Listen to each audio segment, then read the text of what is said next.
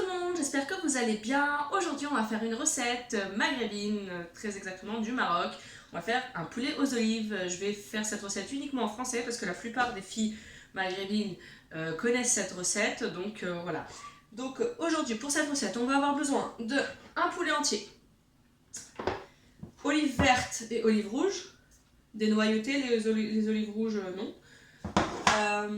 Un bouquet de persil et de coriandre, quelques pistilles de safran, du gingembre, l'équivalent de 2 cuillères à café bien remplies de gingembre, du colorant alimentaire, 2 sachets, du poivre, pareil une cuillère à café de poivre, du sel aussi, 2 oignons moyens, 2 gousses d'ail, un citron confit, un verre d'huile d'olive, les abats du poulet et un demi-verre d'eau pour faire la marinade. Donc on va commencer par la marinade. La marinade avec laquelle je vais mariner le poulet et je vais le laisser poser un petit peu, et cette marinade va aussi servir pour lier la sauce. Donc on va avoir besoin, moi je la fais directement au mixeur, hein. Vous la faites avec votre blender, ça passe très bien aussi. Alors je commence par mettre les oignons, hop,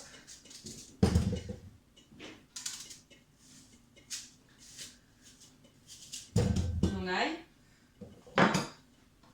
mes bouquets de persil et coriandre,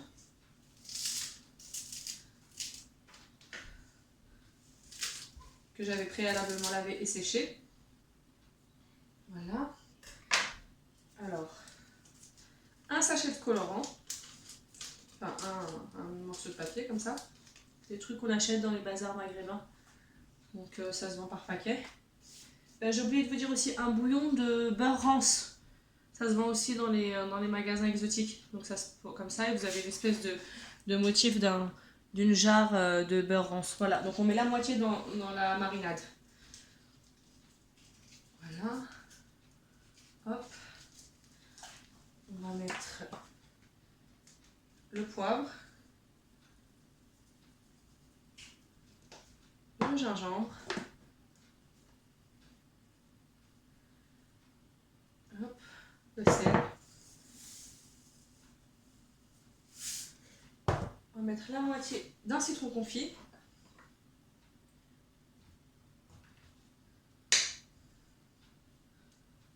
Qu'on aura préalablement épépiné, hein, donc vous faites attention aux pépins. Hop.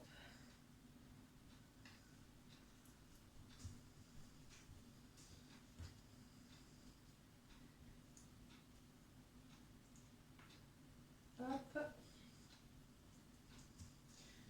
La moitié d'eau, donc la moitié d'un verre. Si vous voyez qu'il n'y en a pas suffisamment, vous rajoutez une partie des pistilles de safran, donc la moitié de vos pistilles de safran. Voilà, on va rajouter une cuillère à café d'huile d'olive.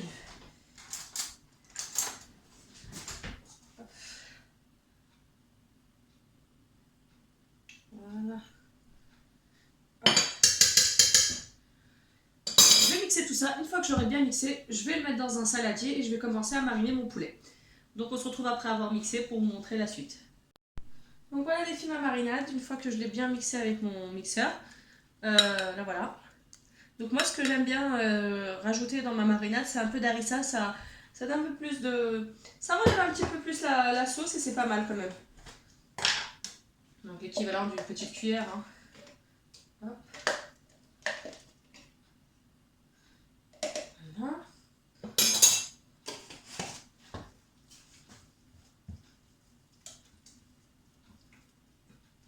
Voilà, une fois que vous avez bien mélangé votre harissa avec votre marinade, vous en mettez à l'intérieur de votre poulet, à l'intérieur du poulet, entre la peau, vraiment partout pour que ça soit vraiment bien mariné. Je conseille de mettre des gants. Le colorant, les doigts sont tout jaunes. Donc vous et votre préparation et comment vous décidez de mariner votre poulet, en tout cas, je conseille de mettre des gants. Donc je reviens tout de suite et je vais vous montrer comment on va mariner notre petit poulet. Donc voilà, une fois que je me suis gantée, on va commencer à mariner notre poulet. On commence par l'intérieur. N'hésite pas. On marine bien pour qu'il puisse bien être assaisonné. Voilà. N'hésite pas. Hop. Hop, on a bien senti qu'on en a mis partout. On en met entre la peau. Voilà. Bien profondément pour que ça pénètre bien à l'intérieur. Voilà, de chaque côté. Hop.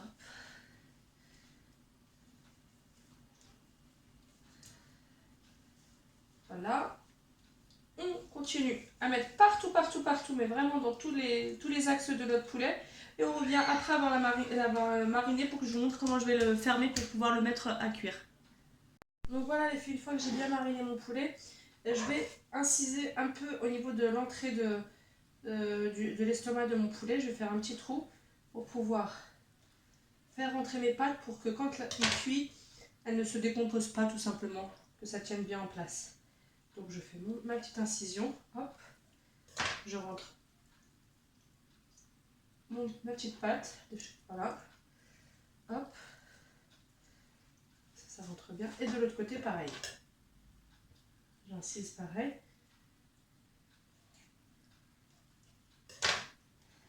Et je rentre ma pâte aussi de la même façon. Ouh là là, l'oignon que j'ai acheté à la ferme la dernière fois, c'est vraiment de l'oignon quoi. Ça pique dans les yeux.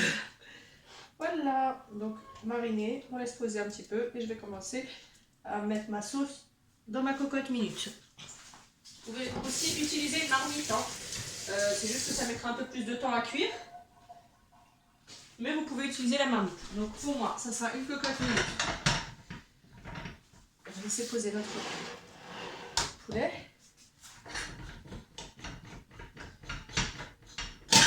Voilà. Donc j'allume. Je dépose l'huile. Hop. Et je réitère au niveau de mes ingrédients. Sel, poivre, gingembre, un peu d'harissa si vous avez vu que vous n'avez pas mis suffisamment. Et on remet la marinade dedans. Et on va laisser mijoter un petit peu avant de rajouter le poulet. On rajoutera 1 litre d'eau. Et on refermera notre cocotte. Donc pour moi ça sera 30 minutes à peu près.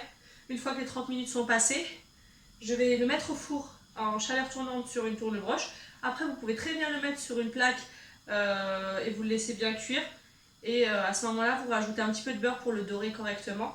Et dès que vous sentez que votre sauce a réduit, vous savez que c'est prêt, vous rajoutez un tout petit peu vous rajoutez vos olives, vos abats et vous laissez mijoter encore 5-10 minutes et c'est prêt.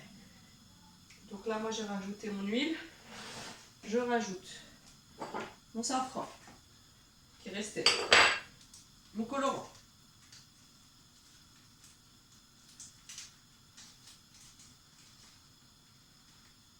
voilà, ma marinade,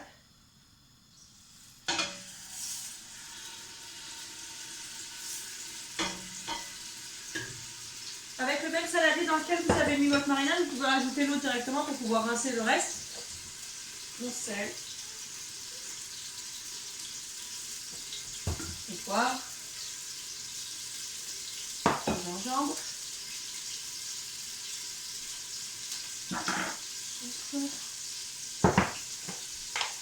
une petite harissa.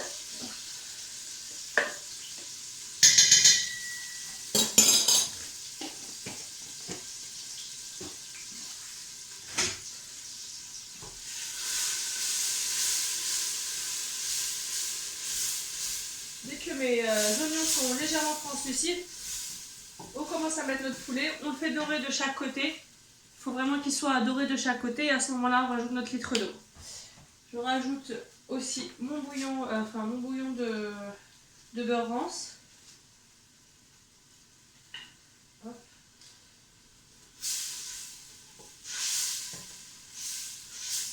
Voilà, je laisse quelques minutes. Je vais remplir celle-là d'eau pour savoir que c'est.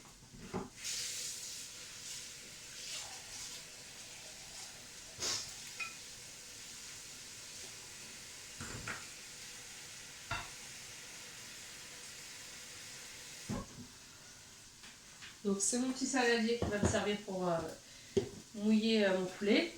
Une fois que mon oignon est translucide, je rajoute mon poulet, je le fais dorer de chaque côté 5 minutes, je rajoute mon eau et je le laisse 30 minutes à cuire et à ce moment-là, on se revoit juste après pour vous montrer ce que ça donne. Donc voilà les filles, mon poulet a cuit pendant une demi-heure à la cocotte, voilà ce que ça donne. Donc là, moi ce que je vais faire, c'est que je vais le mettre dans mon tourne-broche. Donc je vais le fixer dans mon tourne-broche et je vais le laisser légèrement doré. Je vais mettre un petit peu de beurre à chaque fois, je vais mettre au pinceau. Vous pareil, si vous avez un tourne-broche, vous faites de la même façon. Vous faites fondre un peu de beurre et vous passez à chaque fois quelques minutes. Sinon si vous n'avez pas de tourne-broche, vous le mettez dans un plat qui va au four et vous le beurrez, vous le laissez dorer légèrement. De toute façon la cuisson est prête. Ma sauce est en train de réduire, donc voilà ma sauce. Je ne sais pas si vous allez voir avec la buée. Donc elle réduit, je vais rajouter les olives et les abats et je vais la goûter. Si c'est bon en assaisonnement, bah, je mets à feu doux le temps que mon poulet cuit. Donc je vais faire cuire mon poulet, on se retrouve après pour la présentation finale. Voilà les filles, mon poulet rôti aux olives est prêt.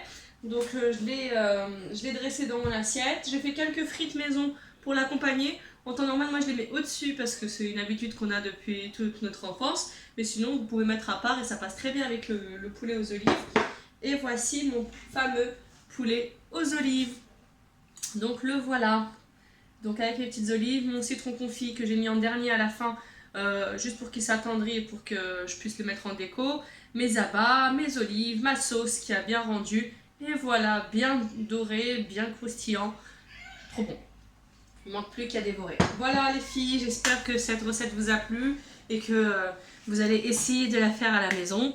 On se retrouve pour une nouvelle vidéo et une nouvelle recette. Surtout, n'oubliez pas de liker.